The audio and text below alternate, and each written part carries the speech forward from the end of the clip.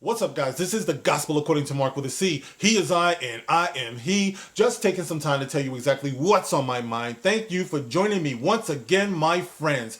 Now, if my watch is correct, my imaginary watch, I would imagine that the Gorilla Glue Girl's 15 minutes of fame is almost just about over. All right, but in these final moments, in these final minutes, I would like to give my closing remarks on this whole ordeal. Okay, of course, you guys might remember this week we were all, or was it last week, we were all introduced to Tessica Brown, the 40-year-old mother of five who went and put Gorilla Glue spray into her hair when she ran out of her hair glue spray. All right. So she did that and it gave her, helmet head, like serious helmet head. She might as well have put concrete in there. Her dude was busted and shit, So there it was. All right. And, we all watched, with anticipation and suspense to find out, was the Gorilla Glue girl going to get some relief from her condition?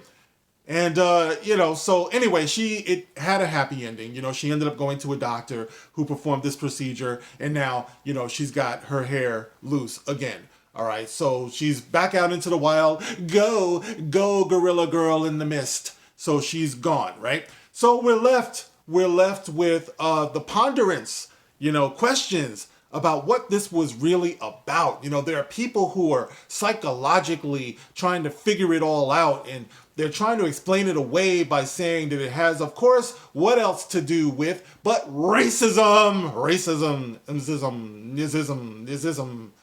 That was a pretty messed up echo effect. But yes, so of course it's about racism. It's about Eurocentric standards of beauty that are unfairly thrusted upon black women and everything. And this could be the reason why a 40-year-old mother of five would do this. All right, so anyway, I saw this article where they were talking about this, and I'm going to read part of it because, it's some BS. So I want to have this reference here, all right, so you at least know what I'm referencing.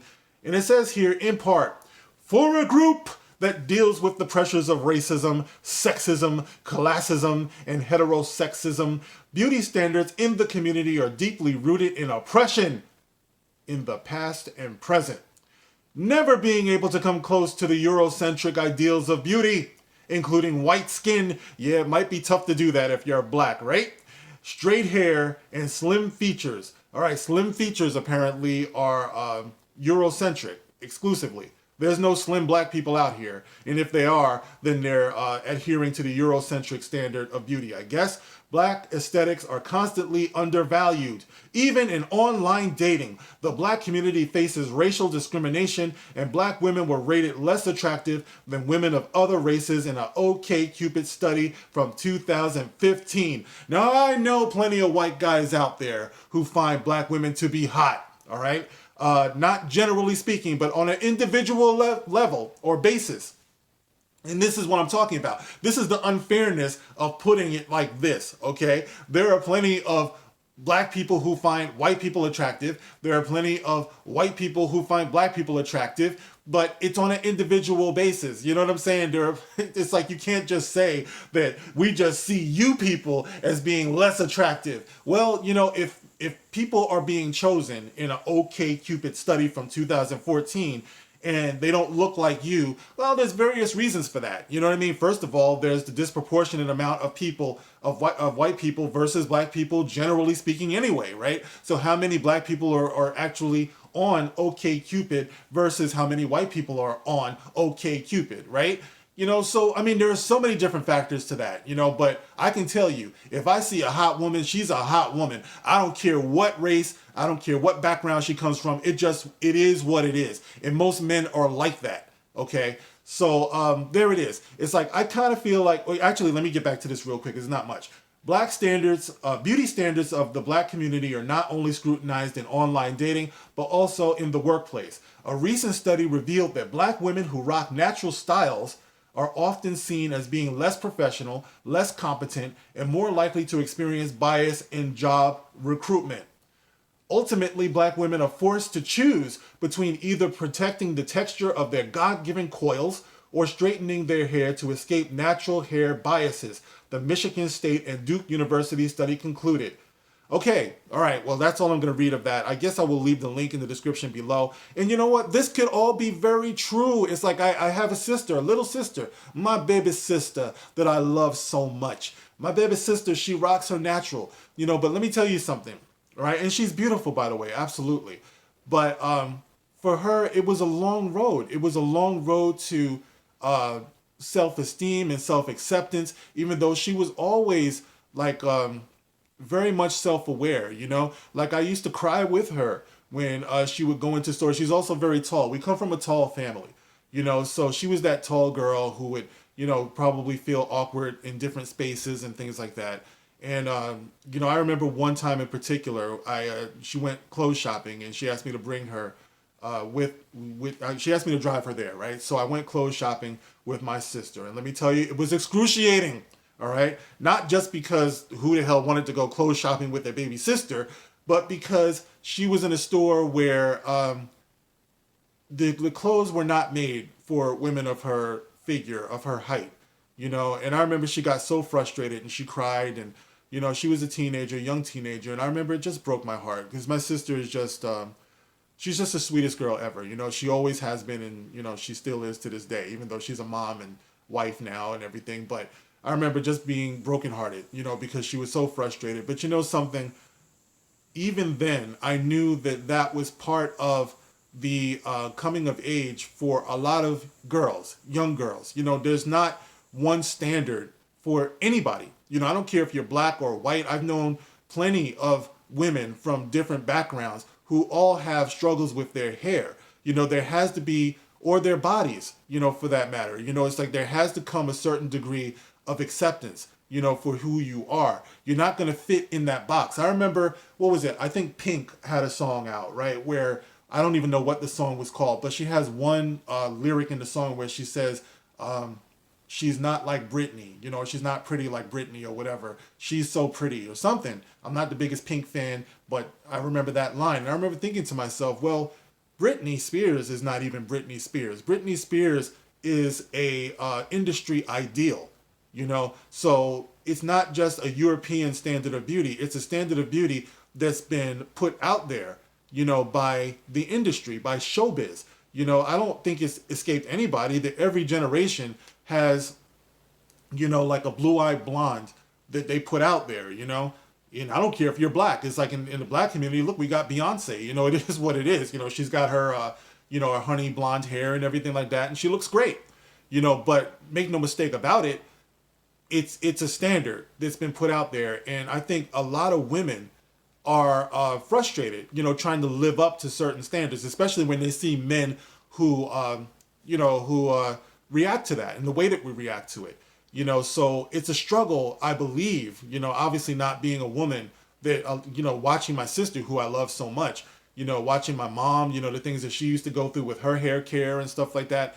It's real, but I don't think that it's as racial as people think it is. I think there just comes a time when you have, I'm not saying it's not racial at all, but I just think there comes a time when you have to accept yourself, number one. Number two, I don't see what the hell all this has to do with the stupidity of the Gorilla Glue girl, okay? She just did something stupid. I think it's a reach to try to put this on white privilege or white supremacy or a white standard of beauty, because there's something worse than all of that. Something worse than all of that white supremacy, white privilege stuff. That would be, in my mind, black allowance. Okay, black allowance is worse than white supremacy and white privilege. Why? Because you allow black people to be dumbasses in the name of racism.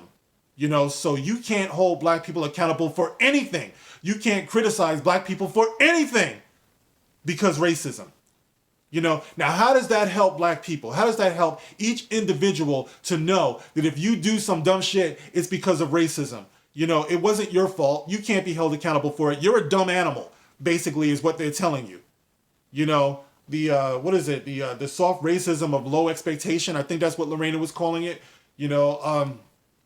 That's basically what it is. And it's not something that just women have to go through. Of course, women feel it the way they do because they have a whole industry that's pushed on them for self-improvement. Women have to watch commercials about makeup, about surgery, to give them perkier boobs and, and hair care, and all of this stuff is pushed upon them. So of course there's going to be a great degree of insecurity this that goes along with that, But it's not just exclusive to them. I think that all of us as human beings have to come to a point where we accept who we are. Where we just say, fuck it, this is who I am. You can love me or you can leave me alone, basically. I know, for example, my son, right, who I love with all of my heart, probably right around the time he turned 5 or 6 years old, we started noticing that he has sprinkles of gray in his hair. He's got grays, at 5 and 6 years old. So he's always had that. And I remember there was a time when it really hit him hard, that he was like that, Dad, why? And I asked the doctor. The doctor was like, I don't know. I mean, I would have thought it was maybe vitamin deficiency of some sort or whatever. But he's got a full head of hair, beautiful, full head of hair and everything. That's him there and him there, but he's got these sprinkles of gray in there, And at first, like I said, he was very insecure about it. He asked me to, give him some hair dye. I got him some Auburn highlights for a while and everything. And I remember him saying to me one day, and I was so proud of him, I could have cried. He said to me, Dad, because I was asking him, kid, do you want me to, to touch up your hair again? And I remember him saying to me, Dad, it's who I am, Something like, by that time, he must have been about 8, 9 years old, maybe 10, and he said, Dad, it's just who I am, it's how I am. And he accepted it, somehow at that young age, he had to learn. Now, that's not saying that he's not going to go through his awkward phase about other things, because, like my whole family, like I said, they're tall, so he goes through that, that he stands out, he looks older than what he is now and everything, but, to me, he still looks like that young boy, he's my young boy, but yeah. So anyway, like I said, he had to come to that decision. He could have either gone through life being bitter about this or bitter about that, trying to find some dumb reason, to put some paint in his hair or something like that. But he just said, you know what, this is me, So I'm going to, and I'm going to do what I do. If he had chosen to go on dyeing his hair, I would have supported that. But he chose to not, and I support that. But either way, it's what he wants to do. So that's the thing. It's like you really have to face yourself as a human being and stop trying to blame every other thing around you, because guess what? Nobody has it easy. Nobody is put on this planet to just have it easy. It's like, I don't care if you're filthy rich, you're still going to have some issues. Even if you're just a miserable mother effer, you know what I'm saying? It just is what it is. Nobody gets on this earth to just not go through anything. And if you feel like that, if you feel like you're just getting an easy ride, then I say you're missing the whole point of life. Because things like that build your character, it builds your soul. And you don't get to push it off on other things and other people. So when you do dumb shit, basically, you got to own it, and there is the lesson of the Gorilla Glue girl. Because when you have a thing like Black Allowance, it allows you to be used by other people, because they're allowing you to be stupid to the point where they say that we know what's best for you. So we're going to give you the out of ignorance. All right, so we're going to represent you when you can't represent yourself. Yes, in a way, I'm drifting into politics, because that's what ends up happening. People exploit you. You can't take care of yourself because you are stupid. So I'm going to give you the out of being stupid, and I'm going to allow you to do dumb shit and say that it's somebody else's fault so I can exploit you, basically. So that goes for generations, and you wonder why things never get better. She is the mother of 5. She's 40 years old, all right? Hopefully she realizes that what she did was stupid. She accumulated a bunch of money, and then this guy does it for free. The doctor who took that stuff out of her hair did it for free, all right? So all of the thousands of dollars, the tens of thousands of dollars that people donated to her, once again, Black Allowance, they're not going to get that back. What's she going to do with it? That's not my business. It's okay. Like I said, I can't judge that woman. I know there are going to be people who come in here who's saying, you can't judge that woman. Don't be so hard on that woman. No, I expect better from that woman. Okay? It's like this is coming from a place of love. That's what people don't understand. I have a great deal of respect for people in general. White people, black people, any people. I give them the benefit of intelligence. I give them the benefit of expecting them to be intelligent before I expect them to be stupid. And you wonder which one is the loving approach. The one who allows you to be stupid without question, or the one who says, I believe that you're better, and that you could be better, and that you can think better, and that you can teach better, and you can live better. But these are some ass backwards days that we're living in right now. Okay? So people would rather emphasize the concept of white privilege and don't even bring up that there's a such thing as black allowance. The allowance to be stupid. Don't fall for that trap. That's the only way to freedom. The only way to freedom in yourself is to realize how good that you can be and to own who you are. And to go through the pain of self-acceptance and that long road that sometimes it takes. There's no easy way. There's no miracle goop or glue that you can put on yourself that's going to give you self-esteem and self-love. Sometimes that's a long, lonely road. And that might stop you from doing things that are going to be self-destructive, such as what we saw. All right, guys. So, video's just about long enough. That's all I have to say about that for now. Hopefully it's over. But you guys can get in the comment section and let me know, how you feel about all of this. In closing, the ordeal hopefully is over. There it is. As always, you can like, you can share, you can subscribe, and you can catch me on Twitter. The link will be in the description below. Thank you guys for listening to me once again, and I will see you on the next one. This is The Gospel According to Mark with a C. Rock on.